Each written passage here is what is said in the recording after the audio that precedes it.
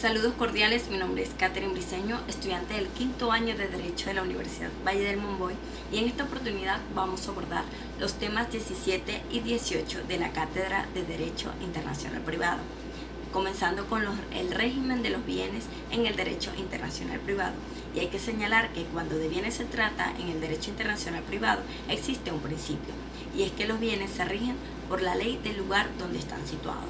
Por un lado tenemos el régimen uti singulis, traducido de latín como uno, o lo que también se denomina como el Estatuto Real de los Bienes, que afecta una situación específica o individualizada que está determinada por un principio de unidad jurídica que comprende una totalidad o universalidad de bienes donde se aplica la ley local, siempre y cuando la soberanía del Estado abarque todo el territorio geográfico que le está sometido. Con esto es evidente que el mantenimiento de la integridad territorial depende de la retención de la potestad estatal del régimen jurídico de los bienes y los derechos reales que de ellos se derivan. Me permito traer a colación ciertas normas de derecho interno venezolano que tienen relación con esto. El artículo 10 del Código Civil establece: los bienes muebles o inmuebles situados en Venezuela se regirán por las leyes venezolanas, aunque sobre ellos tengan o pretendan derechos personas extranjeras. La Ley de Derecho Internacional Privado venezolano, en su artículo 27, establece la Constitución, el contenido y la extensión de los derechos reales sobre los bienes se rijan por el derecho del lugar de la situación. El Código Bustamante, en su artículo 105, establece: los bienes, sea cual fuere su clase, están sometidos a la ley de la situación. Y el artículo 112 del mismo código establece: se aplicará siempre la ley territorial para distinguir entre los bienes muebles e inmuebles sin perjuicio de los derechos adquiridos por terceros. Ahora bien, pasemos a lo que son los bienes in transitu. Los bienes in transitu o los bienes en tránsito son los que aún no llegan a su destino. Ejemplo de esto son los buques, las aeronaves, las mercancías y los cargamentos. Cuando hablamos de bienes in transitu hablamos del desplazamiento de los bienes muebles, y el artículo 28 de la Ley de Derecho Internacional Privado venezolano establece: el desplazamiento de los bienes muebles no influye sobre los derechos que hubieran sido válidamente constituidos bajo el imperio del derecho anterior. No obstante, tales derechos solo pueden ser opuestos a terceros después de cumplidos los requisitos que establezcan al respecto el derecho de la nueva situación. Por la naturaleza misma de los derechos muebles que pueden cambiar de situación, surge una problemática de la sucesiva aplicación de diferentes leyes, porque por el hecho del desplazamiento mismo de estos bienes por diversos territorios. Pasemos ahora a lo que es la propiedad intelectual y las marcas de fábrica. Asimismo, todo lo que tenga que ver con propiedad intelectual en el derecho internacional privado se rige por la ley local.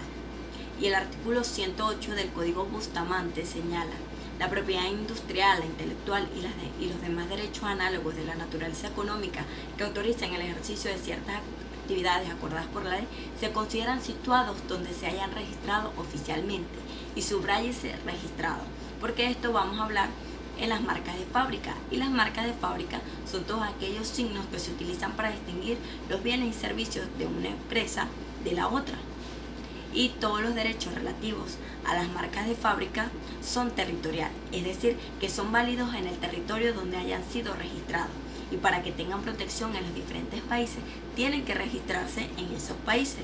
Pero existe la problemática que en muchos países el proceso de registro es algo engorroso y de hecho costoso, y es por esto que se han celebrado distintos tratados internacionales sobre registro nacional e internacional, como lo es el Convenio de París y los acuerdos sobre los ATPI, o también denominados acuerdos sobre los derechos de propiedad intelectual relacionados con el comercio.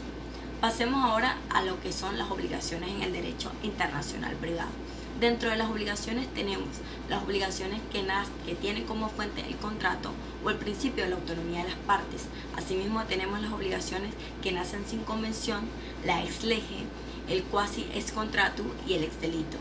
Las convenciones que nacen, que tienen como fuente el contrato, tienen un principio, y es que todo lo pactado entre las partes es ley.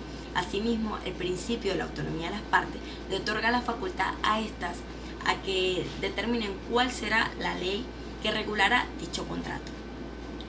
Asimismo, por otro lado, tenemos lo que son las obligaciones que nacen sin convención. Dentro de estas tenemos las conocidas como lo que es el cuasi delito, los cuasi contratos y los delitos.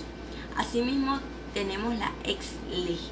Las ex lege son todas aquellas obligaciones que no nacen de un contrato, sino que derivan de la ley.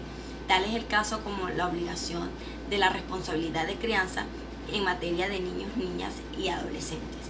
Por otra parte, tenemos el cuasi ex contrato, que son actos jurídicos lícitos, voluntarios, no contractuales, que generan obligaciones ex lege. Y por último tenemos los ex delitos o los provenientes del delito.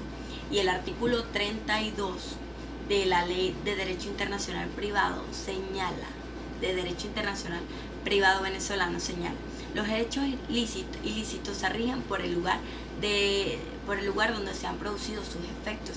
Sin embargo, la víctima puede demandar la aplicación del derecho del Estado donde se produjo la causa generadora del hecho ilícito.